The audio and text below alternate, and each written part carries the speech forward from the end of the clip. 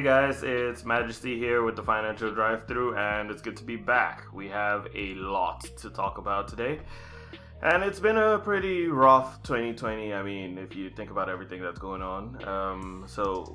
Not to waste too much time, let's just take a quick look at the markets. It is absolute chaos out there.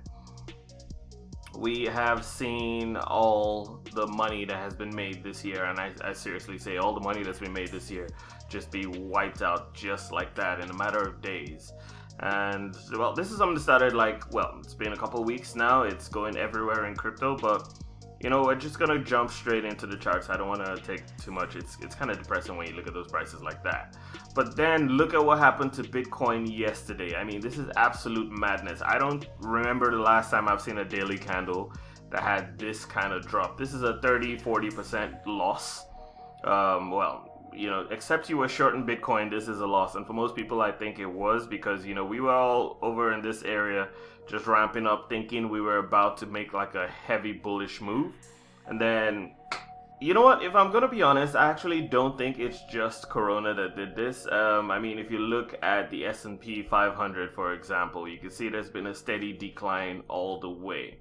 Now, what was particularly interesting for me was what was happening with gold, okay?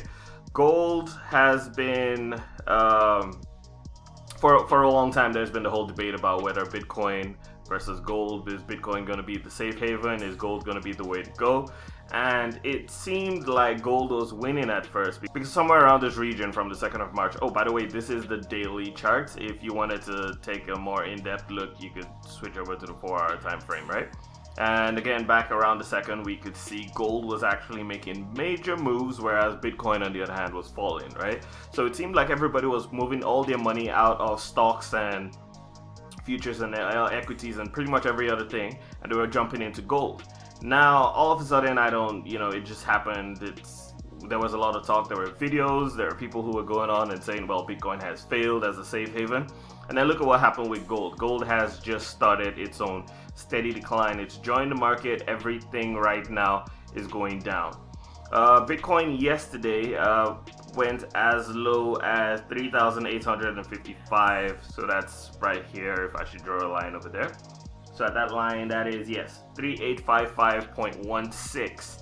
That was how low crypto went. And I'm talking, we were this is on the 7th of March, we were at 9K.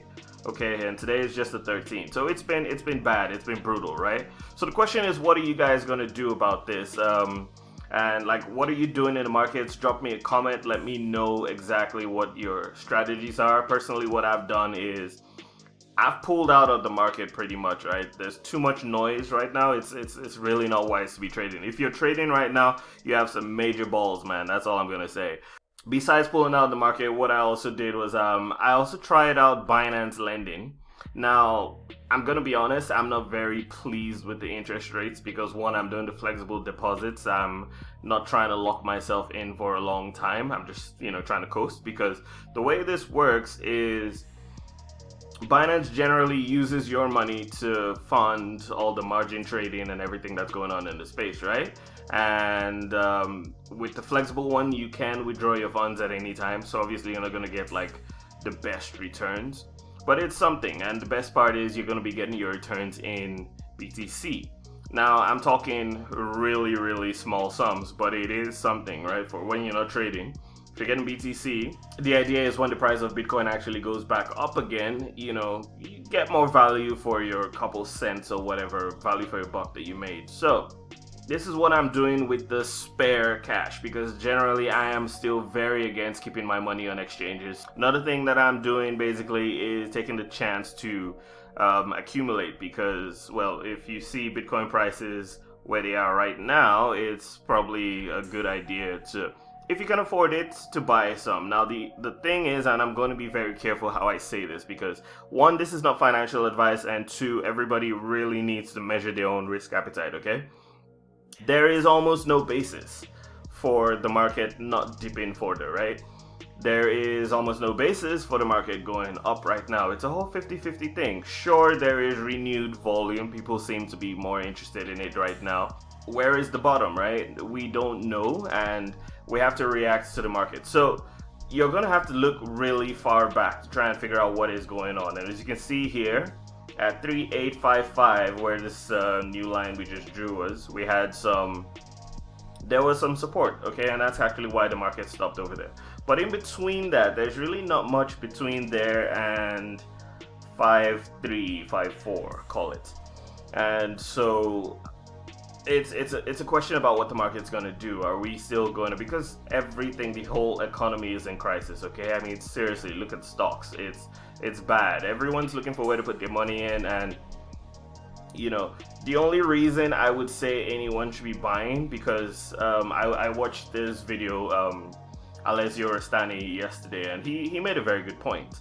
The general reaction to price dips like this is like, oh, buy the dip. Everybody wants to buy the dip. But then I bought the dip, okay, and the dip kept dipping. And so that's the thing.